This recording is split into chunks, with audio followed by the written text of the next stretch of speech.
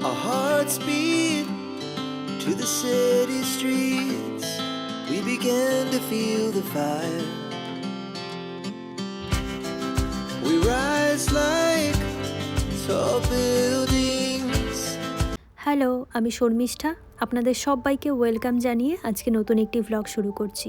আশা করি আপনারা সবাই খুব ভালো আছেন, সুস্থ আছেন, আর আমরাও বেশ ভালো আছি। ঘড়ির কাঁটায় সময় এখন 8টা। সেদিনকে কস্কো থেকে এই কোকোনাট ওয়াটারের একটা পেটি নিয়ে এসেছিলাম। সকাল সকাল এমন একটা বাজে অভিজ্ঞতা হয়েছে, সকাল সকাল হয় গরম জল, না হলে মেথির জল, না হলে এরকম কোকোনাট ওয়াটারটা খাওয়া হয়। তো আজকেও যথারীতি নিয়ে এরকম বসেছিলাম, আর ও রান্নাঘরে চা বানাচ্ছিল। প্রথম ঢোকটা যখন মুখে দিয়েছিলাম দেখলাম সেটা নষ্ট ছিল।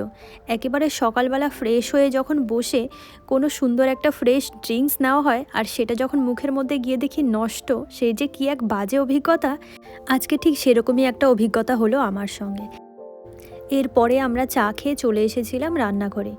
বাঙালিরা তো বরাবরই ভোজন রসিক। আজকে নতুন এক ধরনের মাছের স্বাদ নেওয়ার জন্য চলে এসেছি। এই মাছটা এখানে এসে আমি প্রথম খাচ্ছি। এই মাছটার নাম টুনা ফিশ। দেশে থাকতে অবশ্য শুনেছিলাম বাইরের দেশে ক্যানের মধ্যে করে মাছ বিক্রি করা হয়। এখানে এসে এটা আজকে প্রথম দেখছি, আর প্রথম আমার খাওয়া হবে। আজকে এই মাছটা দিয়ে রান্না করব টুনা মাছের কাটলেট। তো প্রথমে আমি মাছগুলোকে বের করে নিয়েছি ক্যান থেকে। এবার হালকা গরম জল দিয়ে মাছটাকে একটু ধুয়ে নেব। এটা তো অনেক দিন ধরেই ক্যানের মধ্যে আটকা অবস্থায় রয়েছে, সেই জন্য এটা একটু ধুয়ে নিলাম। এবার ভালো করে মাছটার থেকে জলটা ঝরিয়ে নিয়েছি।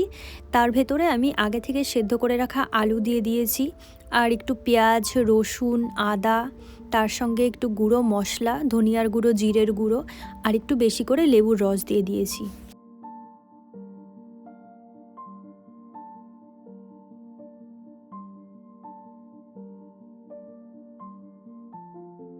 সব কিছু ভালো করে মাখিয়ে নেওয়ার পরে এর ভেতরে একটা গোটা ডিম দিয়ে এটাকে আবার একটুখানি মাখিয়ে নেব।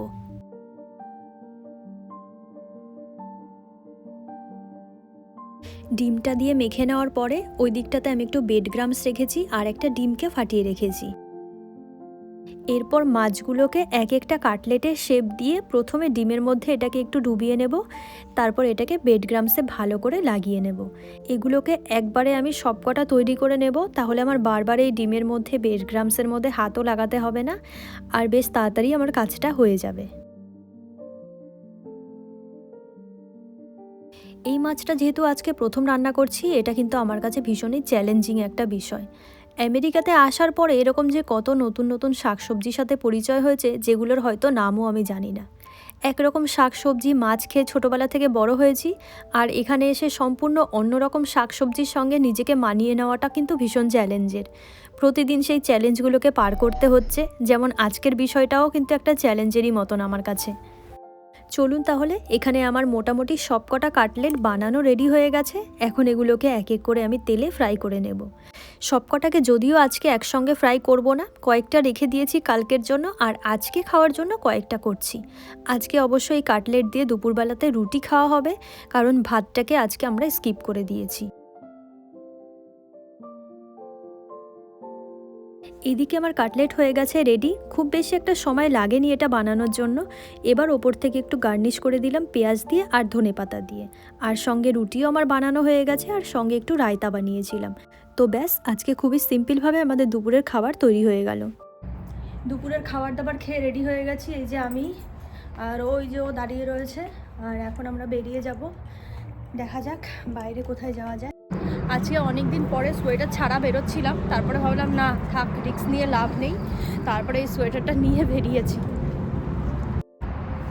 আর কয়েকদিন এই গাছগুলো দেখতে পারবো। এই রাস্তা দিয়ে যেতে যেতেই সবসময় এই মাউন্টেনারের সঙ্গে কিন্তু আমাদের দেখা হয়। ওই যে দূরে দেখা যাচ্ছে দেখুন, এখনও স্নো জমে রয়েছে, কি সুন্দর। যেহেতু সময়টা এখন বসন্তকাল, চতুর্দিকে শুধু ফুল আর ফুল দেখা যাচ্ছে। তবে আজকে আমাদের কোনো প্ল্যানিং নেই যে আমরা কোথায় যাচ্ছি। যেহেতু বাইরে সুন্দর রোদ উঠেছে, আমরা বেরিয়ে পড়েছি। বাইরে দিয়ে দেখুন কি সুন্দর চেরি ফুল গাছগুলোকে দেখা যাচ্ছে। আর এখন যেহেতু স্প্রিংয়ের টাইম, সবার বাড়ির সামনে কিন্তু একটা করে চেরি গাছ দেখাই যাচ্ছে। ভীষণ সুন্দর লাগছে, পিঙ্ক হয়ে রয়েছে। সেই কারণে আমরা ভাবলাম যে সামনে একটা রাস্তা রয়েছে, ওখানে কয়েকটা সুন্দর সুন্দর এরকম চেরি গাছ হয়েছে, তাহলে সেখান থেকেই আমরা একটু ঘুরে আসি। আর ওই যে সামনে দেখুন দেখা যাচ্ছে গাছ ভরা ফুল ফুটে রয়েছে, ওখানেই ভাবছি খানিকক্ষণ একটু আমরা দাঁড়াবো। ভীষণ সুন্দর লাগছে দূর থেকে গাছটা। এতক্ষণ পরে গাছটাকে দেখতে পেয়েছি। এই গাছটা দেখার জন্য অনেক দূর থেকে এসেছি। কি সুন্দর!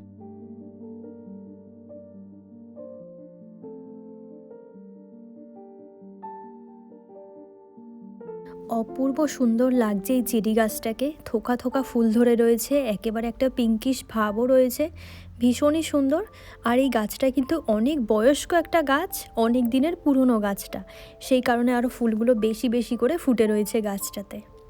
এই গাছটা অবশ্য একটা বাড়ির সামনে হয়ে রয়েছে। এখানে কয়েকটা গাছ রয়েছে, তবে এই যে বললাম স্প্রিংয়ের সময় এখানে সবার বাড়ির সামনে কিন্তু এক একটা করে চেরি গাছ থাকেই থাকে। মনে হচ্ছে এই গাছের নিচেই থেকে যাই আজকের দিনটা।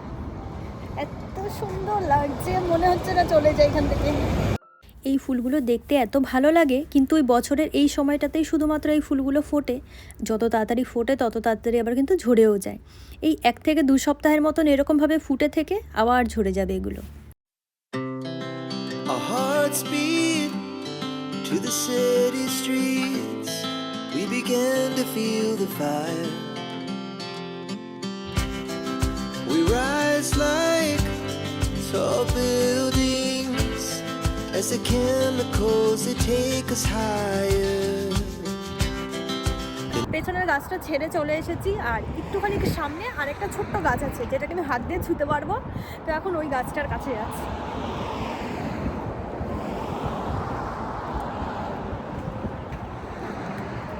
হাই। এখানের গোটা বসন্তকালটা এত সুন্দর হয়, এই গোটা বসন্ত জুড়ে এখানে নানান গাছে নানান রকম ফুলগুলো ফুটে থাকে। অনেক ফুলের অবশ্য নাম জানি, আবার অনেক ফুলের নাম কিন্তু জানি না। যেমন এই ফুলটা গাছের নিচে পড়েছিল, ভীষণই সুন্দর, একটা মোটা ধরনের গোলাপের মতন লাগছে দেখতে।